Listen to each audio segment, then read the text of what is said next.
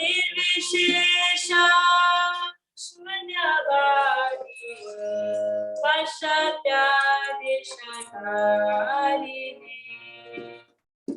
नमस्ते सरस्वती देवी गुणवाणी प्रचारिणे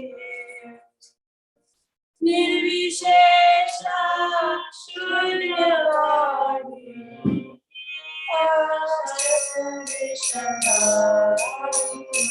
जय Shri Krishna Chaitanya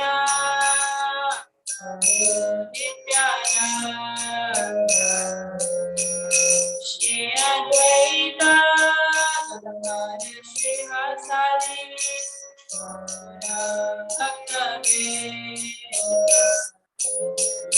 Shri Krishna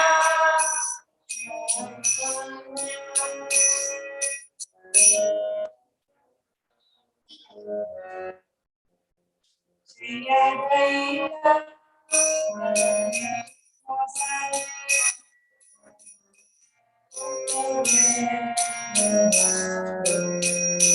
Shri Krishna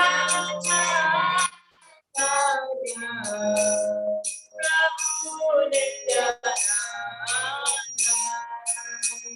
Shri Advaita Gadadhara Shivasana Gaya Bhakta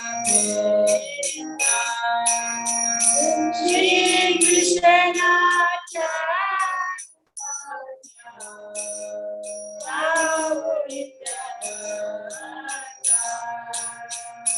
Shri Advaita Gadadhara Shivasana Gaya Hare Krishna, Krishna Krishna, Hare Hare, Hare Rama, Rama Rama,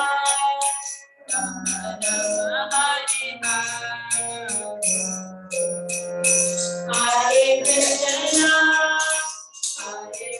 Hare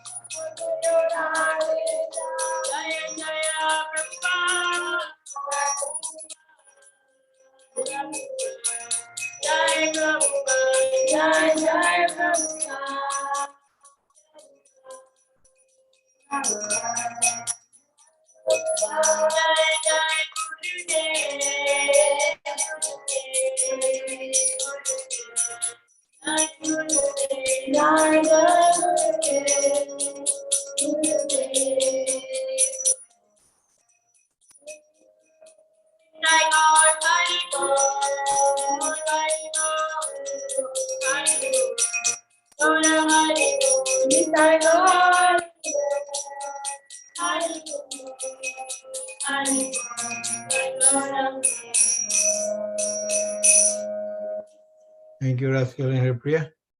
So Tandika Prabhu will lead us in Srimati Nandan.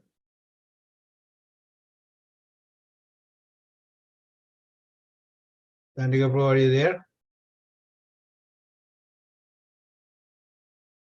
Yes, Prabhuji. Sorry. Okay. Abhijit, could you be my responder, please? Yes, Prabhu. Sorry.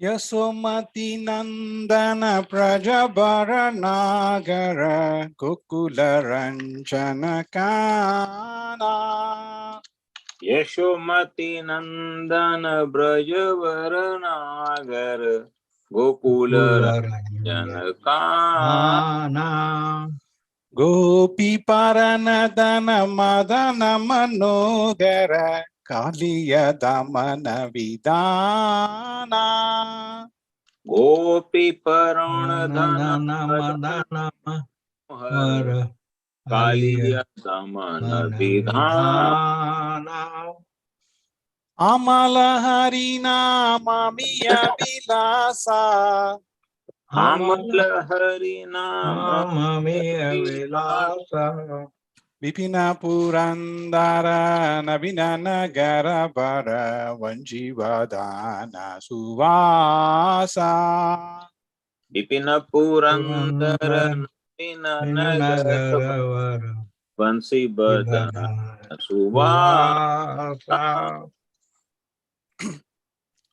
Vipina Purandara Navina Nagara Bara Vanjivadana Suvasa Vipina Purandara Nandara Navina Nagara Vansi Badana Suva Vasa Prajajana Palana Surakula Nasana Nanda Godana Raguvala Rajajana Pala Janapalan Surakula Surakulana Sana Nanda Goda Andagoda Rakhova Gavala Govinda Madhava Navanida Taskara Sundara Nanda Gopala Govinda Madhava Madhava Navanita Taskara Sundarana Sundarana Gopala Pala Yamuna Tattachara Gopi Vasanagara Rasarasiha Kripamoya Yamuna Tattara Gopi Gopi Vasana Vasana Rasarasika Kripamo Maya Shri Radha Vallabha Vrindavana Natapara Bhakti Vinoda Ashraya Shri Radha Vallabha Vrindavan Vrindavan Bhakti Vinod Ashraya Shri Radha Vallabha Vrindavana Natapara Bhakti Vinoda Ashraya Shri Radha Vallabha Vrindavana Natavar Bhakti Vinod Ashraya. Thank you, Prabhuji. Translation. Lord Krishna is the beloved son of Mother Yasoda, the transcendental lover in land of Braja, the delight of Gokul Kana, a nickname of Krishna, the wealth of the life of gopis. He steals the mind of even Cupid and punishes the Kaliya serpent. These pure holy name of Lord Hari are full of sweet nectarian pastime. Krishna is the Lord of 12 forest of Braja. He is ever youthful and is the best of lover. He is always playing on a flute and he is an excellent dresser. Krishna is the protector of inhabitants of Braja, the destroyer of various demonic dynasties, the keeper in turn of Nanda Maharaj's cow, the giver and pleasure of cow land spiritual senses, the husband of goddess of fortune, the Bharati and beautiful cowherd boy of Nanda Maharaj. Krishna wandered along the bank of river Yamuna. He stole the garments of young damsels of Braja who were bathing there. He delights the mellow of the Rasa dance. He is a very merciful, the lover and beloved of Srimati Radharani, the great dancer of Vrindavan and the shelter and only refuge of Tahura Bhaktivinoda. Hare Krishna. Thank you, Tanika Prabhu. So we have Maharaj here again. Thank you, Maharaj. Hare Krishna, can you hear us? Yes, Maharaj. Oh, good evening. Jai, Shri Harinam Sankirtan ki jai, Shri Bhakti Vinod Thakur ki jai. Om Namo Bhagavate Vasudevaya. Om Namo Bhagavate Vasudevaya. Om Namo Bhagavate Vasudevaya. Om Namo Bhagavate Vasudevaya. Om Namo Bhagavate Vasudevaya. Om Namo Bhagavate Vasudevaya. So here we are sharing our screen. Can you see the Microsoft Word file there? Yes, Maharaj, we could. Yeah. So we extracted this and then we sent the whole file to the Radha Bar group. And we were looking and we found these were the study guides that we wrote for the Bhakti Bhai Baba program when we were doing it in 2013 with ISKCON, Silicon Valley. So many devotees. And it looks pretty nice. It looks like Srinivas wrote these particular verses. So you're starting chapter 10 now, right? Yes, Maharaj. Okay, so this is a nice study guide. If you go down here, you can see it has chapter 10, and it breaks it down into two parts. And chapter 11 also breaks it into two parts. Chapter 10, it says, first part is Dhruva's family is mentioned and how his brother was killed by the Yakshas. Okay, chapter 10, verse 1 through 4. In the second part, it says the rest of the chapter deals with the fight between the Yakshas and Dhruva. Okay, 5 through 30. And chapter 11, it says, 1, Dhruva's killing of the Yakshas after gaining the upper hand over them. Manu arrived at the scene to stop further carnage of Yakshas. 11, 1 through 5. Then Manu's instructions to Dhruva, 5 through 35.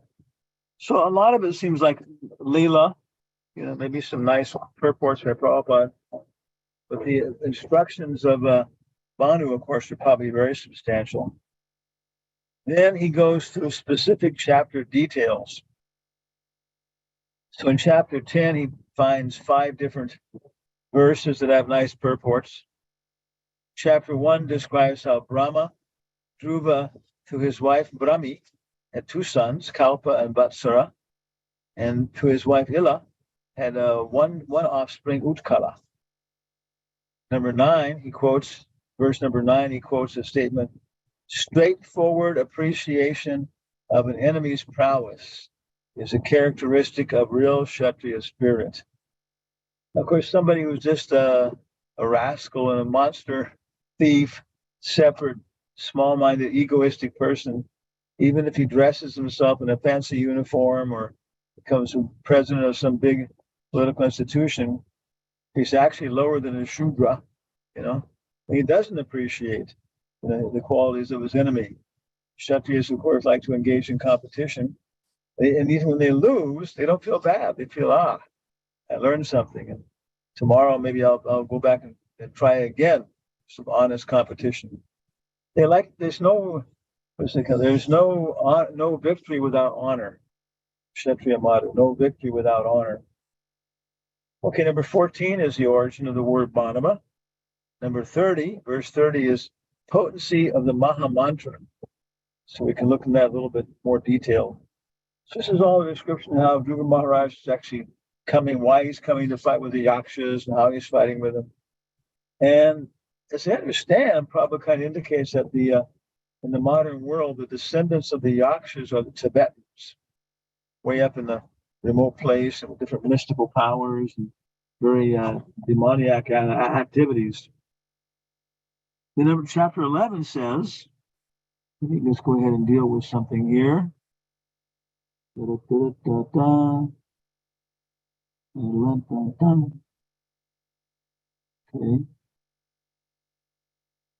Oh, there it is. Got it. Okay. A little more bandwidth. Okay. Chapter 11, and he has a lot of points there. Verse 1, the weapon for cutting illusion in this age is the holy names. Verse 2, and he points out that Prabhupada is quoting Bhagavad Gita 7:4 2 times in supporting the potency of chanting the holy names. Text 5, and Prabhupada says that supporting It supports the killing of the Yakshas because they all achieved Satyaloka. But Manu condemns the very same killing. So then we have some questions here to answer. Why Manu is condemning the killing and why it's being promoted. Okay. Also, the demons achieved Satyaloka. Surprising, since we're under the impression they achieved the Brahma platform. So you look at these study guides, you can find some nice questions for thought about the purports. Okay. And goes on down, talking about number 13 looks interesting, specifically meant for Madhya Madhikaris. But we were especially interested in this, the potency of the Maha Mantra. It's going to talk about that. So if we go to our, there we go. Okay. Can you see the database now? No, Maharaj. No? Nope. Okay. You are sharing. Okay. Om Namo Bhagavate.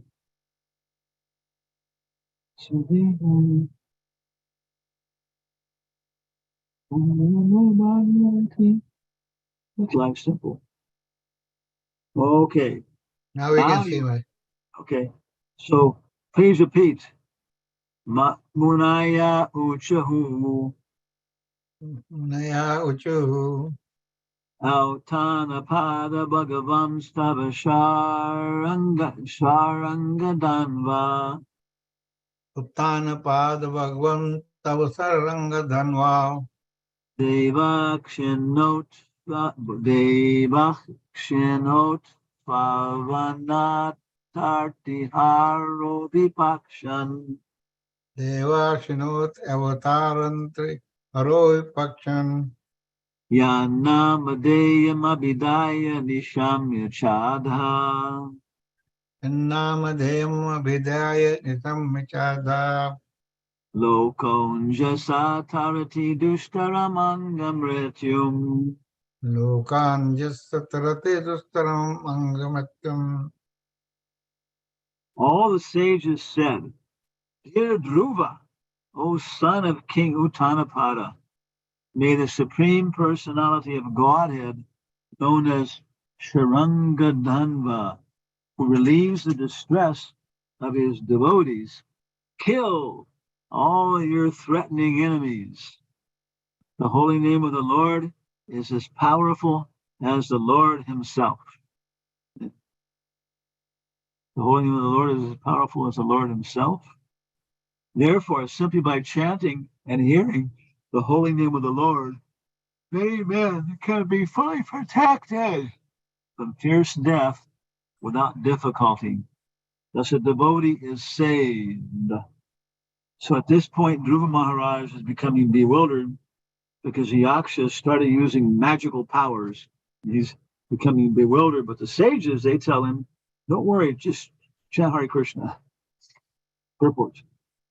The great rishis approached Dhruva Maharaj at a time when his mind was very perplexed due to the magical feats exhibited by the Yakshas. A devotee is always protected by the Supreme Personality of Godhead. By his inspiration only, the sages came to encourage Dhruva Maharaj and assure him that there was no danger because he was a soul fully surrendered to the Supreme Lord. By the grace of the Lord, if a devotee at the time of death can simply chant his holy name, Hare Krishna, Hare Krishna, Krishna Krishna, Hare Hare, Hare Rama, Hare Rama, Rama Rama, Hare Hare. Simply by chanting this Maha Mantra, he will immediately surpass the great ocean of the material sky and enters the spiritual sky. He never has to come back for repetition of birth and death. Okay. So that's something that maybe we'll talk a little bit more about later. About can we, once we get to the spiritual world, how can if we were in the spiritual world, then how could we come to the material world? Okay. Simply by chanting the holy names of the Lord, And simply by chanting the holy names of the Lord, one can surpass the ocean of death. Simply by chanting the holy names of the Lord, one can surpass the ocean of death. So Dhruva Maharaj was certainly able to surpass the illusory magical feats of the yakshas, which for the time being disturbed his mind. And a couple things that impressed us in this chapter is that one thing is that Dhruva Maharaj, he lost control of his perspective, his mind, and started killing the yakshas almost indiscriminately. The thing is, though, they were coming out and attacking him. Yeah. I don't think he was actually just, tracking them down and killing them when they were running away or something. But even that, he should have stopped. So then Kubera came, Kubera or Brahma or somebody, Vyasa, and helped him to stop. So this is what we understand. This is what is natural for a Kshatriya. A Brahmana is supposed to be self-controlled. He's not supposed to make mistakes like that. Ashvatthama, he made too many mistakes for the son of a Brahmana. And finally he killed Draupadi's sons and so on. And it's the same way when Lord Brahma stole the cows and calves of Krishna. When he came to apologize, Krishna didn't say anything. He didn't say, "Oh, it's okay," or anything else like that. Whereas Indra tried to kill the Brijvasis, and Krishna said, "Oh, it's okay." Because they're in a different position, different kind of activity, different nature. And so someone who's a Kshatriya, he's supposed to be with his wife. He's supposed to be with his brother. He's supposed to be with his counselors, Ram, Sita, Lakshman, Hanuman. And then he's always submissive to them. So when he does something, he expects his family members to take care of things like that. He doesn't flaunt it that I'm the only king, I'm the only authority. No, simultaneously, he gives full respect. Chanika Pandit says the only difference between the king and his primary ministers should be the white umbrella. And therefore, the ministers won't be agitated to try and take control, become king, because they'll think, well, why? We have the same authority, the same power, same opulence. So why should we pick up all these austerities and headaches by trying to become king? So this is Dhruva Maharaj. He loses control, but that's normal. It's just part of his position, activity like that, and so on. So we understand. And here, of course, is glorifying the Maha Mantra, and it's saying that one can surpass material powers, or one can surpass the entire material world. But after that, after liberation, then the Maha Mantra then guides us how to engage in devotional service in the spiritual world. In a liberated condition, there's so many opportunities. Well, which one should we take? How should we go ahead? So the Maha Mantra is our companion and friend, even in Goloka. Okay, now, another thing is that we have, what can we say here? I remember myself, one time I was in a temple in San Francisco, and before I was even initiated, I think maybe, yeah, probably. And I was still going out and working outside and coming back, But anyway, I was chanting very sincerely by myself, and I really came to a very profound level of chanting, and I could see very clearly that all of my religious activities, following regulative principles, like Mongol Artik or different things like that, reading books, engaging in devotional service, acting properly in the association of devotees, all these things were really out of some kind of personal interest. I wanted a comfortable living arrangement. I wanted to be respected and glorified. Even if we want, liberation from suffering. I can see that all these things, all my motives were material. And then I was realizing that as long as I wanted, spiritual life for this purpose, then Krishna wasn't going to interfere with my free will. Krishna wasn't going to interfere with my free will. The Vita Raga Bhaya Krodha, Bhagavad Gita 4:10. One of the enemies of spiritual life is Bhaya. when one realizes his actual spiritual identity, he becomes frightened. My God, I'm actually responsible for my life. I have little free will in terms of power, but it's enough to create different things and also create an illusion, by Krishna's mercy. So I become frightened. And I was very, very ontologically, existentially depressed when I was thinking about this, and there's somehow or other going on, But then by chance or Krishna's arrangement, just a few days later, I read in the Krishna book, chapter 87, prayers with the personified Vedas, which is the first prayer actually. And Prabhupada paraphrases as this. This prayer of the personified Vedas illustrates that the Vedas are meant for helping the conditioned souls to understand Krishna.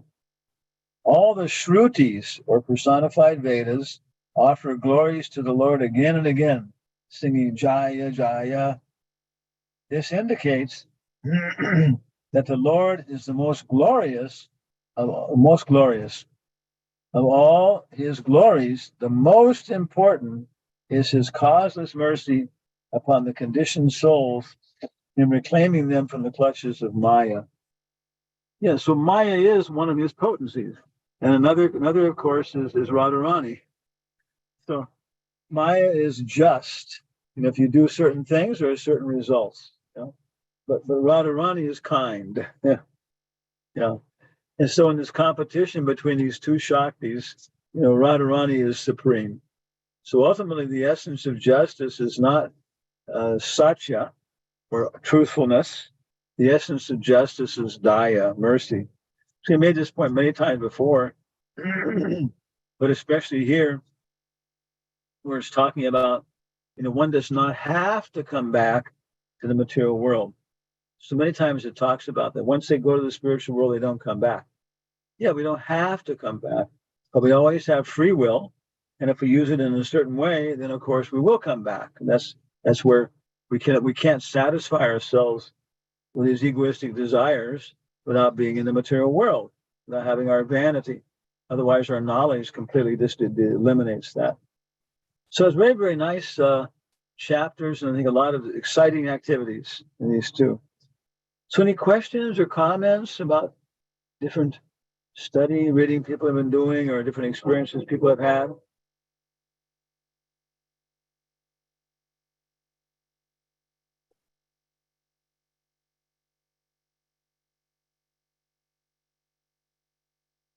Everybody's quiet.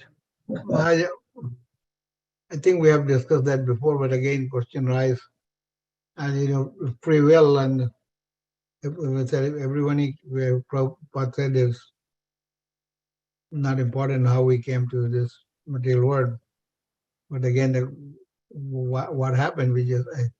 We know we became,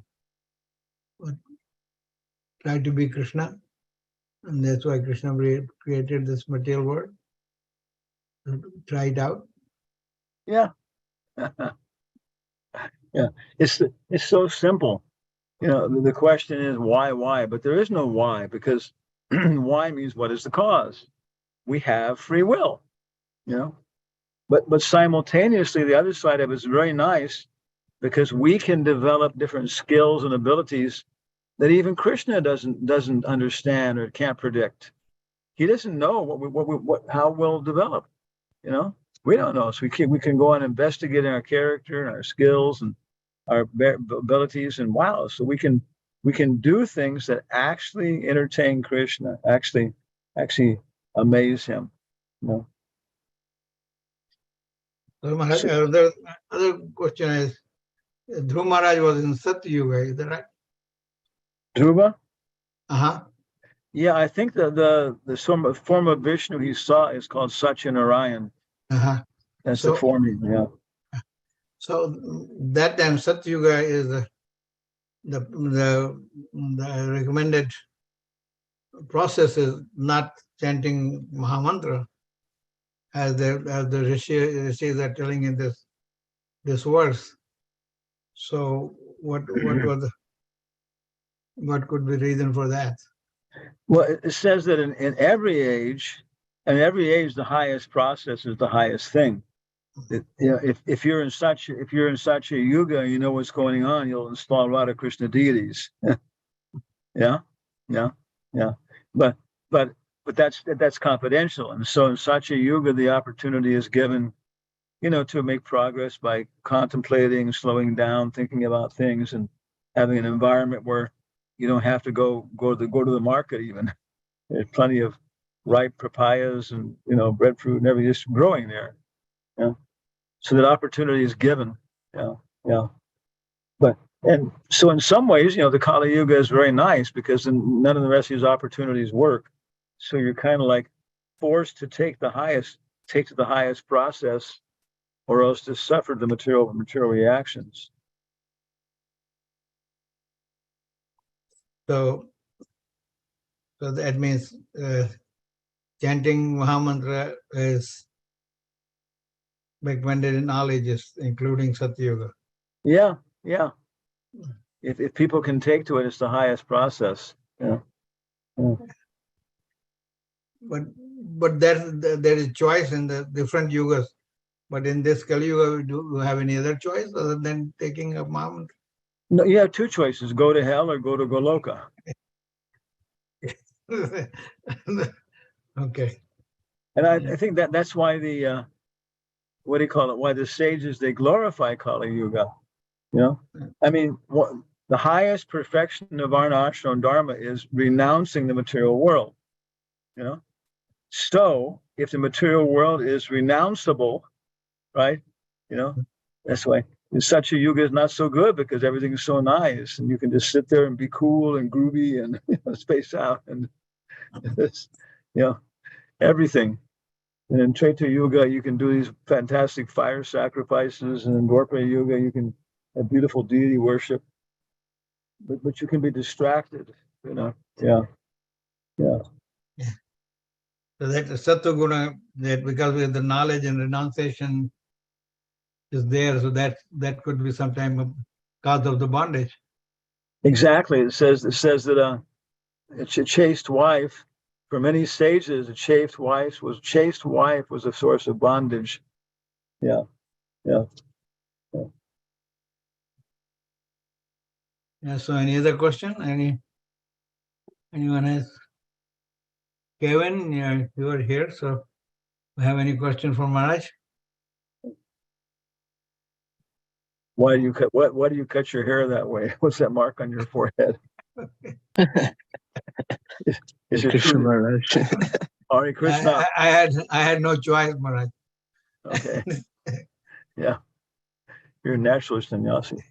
Okay. Kevin, Prabhu has some comments or questions. Oh, just saying, I feel like Subhra Homo Base is Maharaj, Hare Krishna, Danavas, devotees. Thank you for your class, Maharaj. Yeah. I was noticing in India, you can go from the Kumbh Mela to the Ganga Sagar Mela, just kind of get on the train and follow the festivals. And of course, there's accommodations and everything else. And it's starting to be the same way in America. You can go to Sadhu Sangha in Dallas and catch a ride with devotees to Panihati Festival in Atlanta, accommodations, prasadam. But that's if you're detached and everything else, that's the process. And all you're doing then after a time is just, going from one religious program to another, and and giving some little service and stuff, and you can just travel and be with Krishna all the time. Pilgrim's Progress is called in Western culture, the Pilgrim's Progress. Yeah.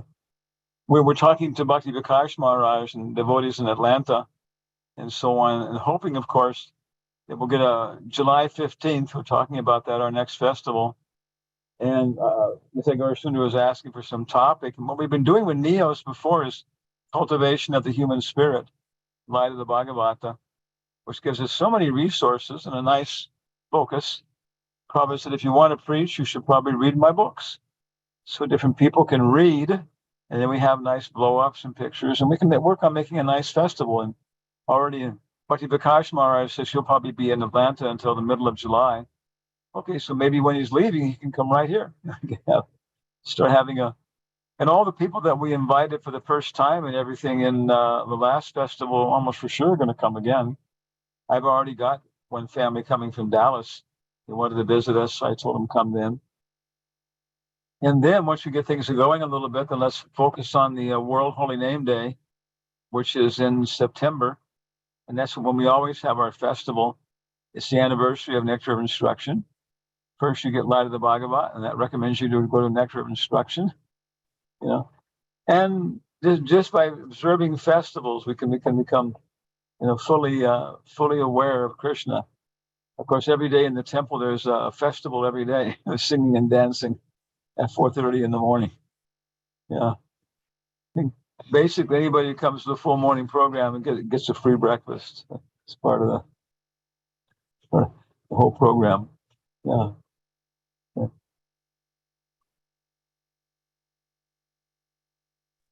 Any other comments from Maharaj?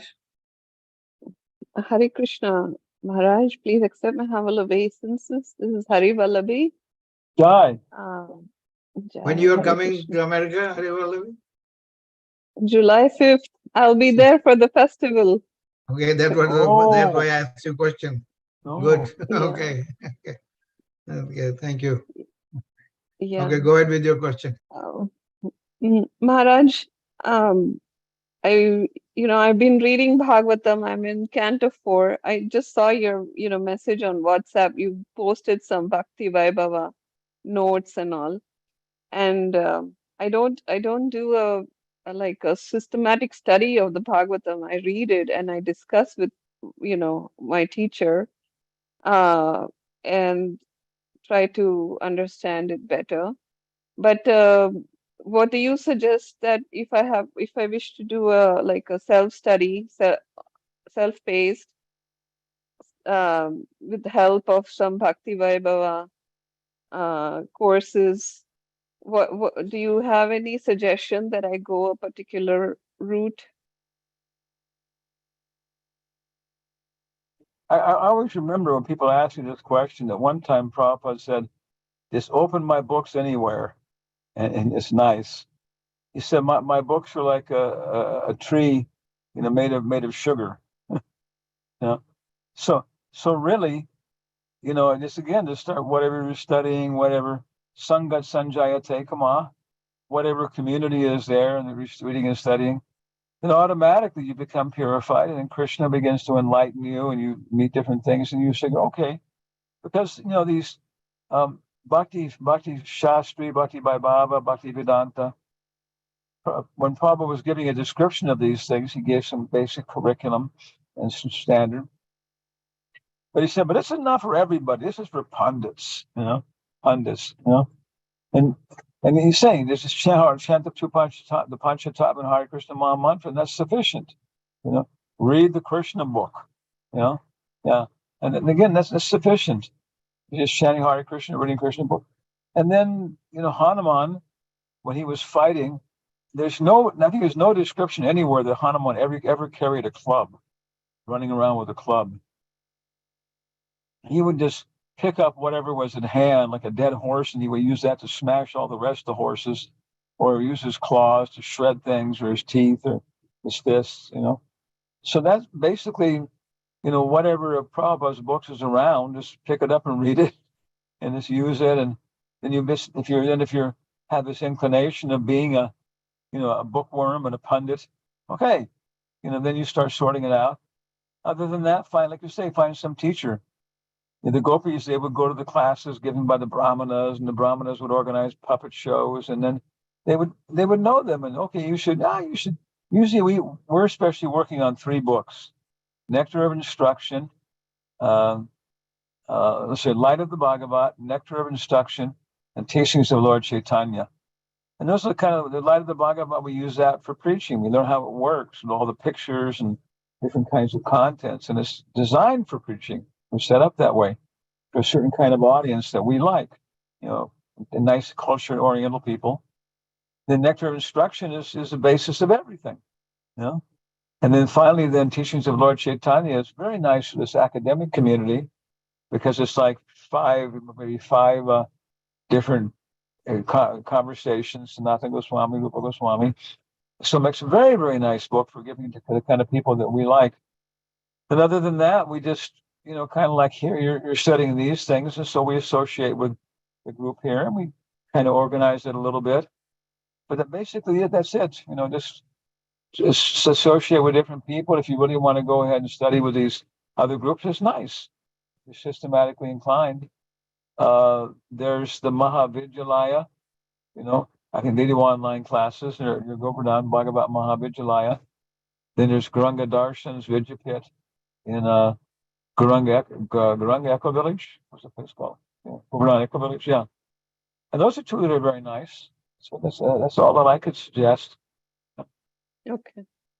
Yeah. Yeah, he has that book called Bhagavad Subodhini. Yeah, he has three or four of them. But they have They have online. every canto Maharaj has. Yeah. And they have, and also they have online classes and stuff, Yeah, that you can sign up for and stuff, and you can even go there. they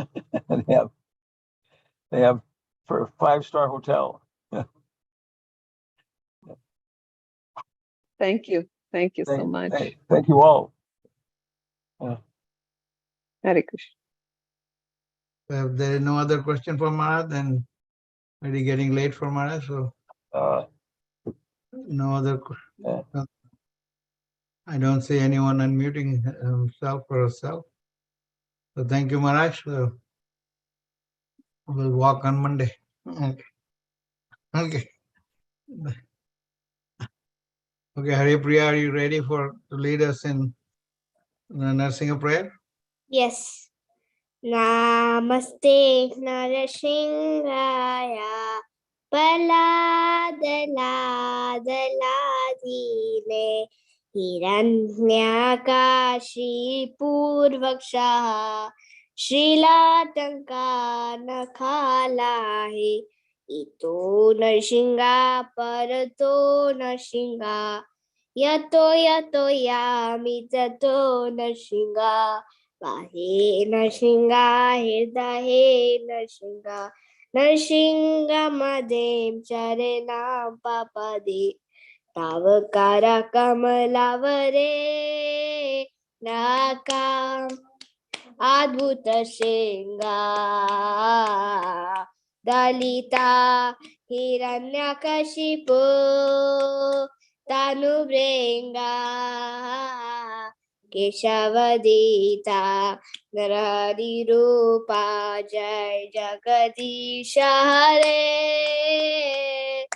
Jai Jagadisha Hare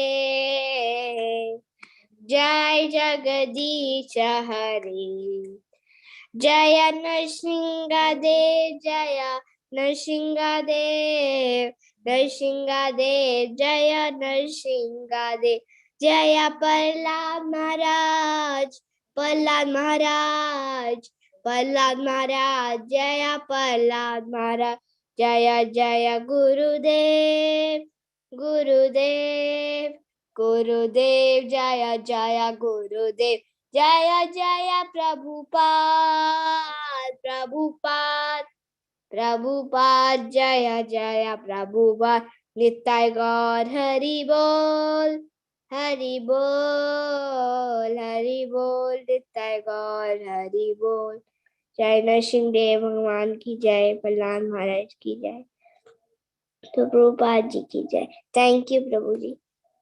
Thank you, Hare Priya. So this brings close to our program for this evening. Let's unmute ourselves. Have a Vaishnava Pranam.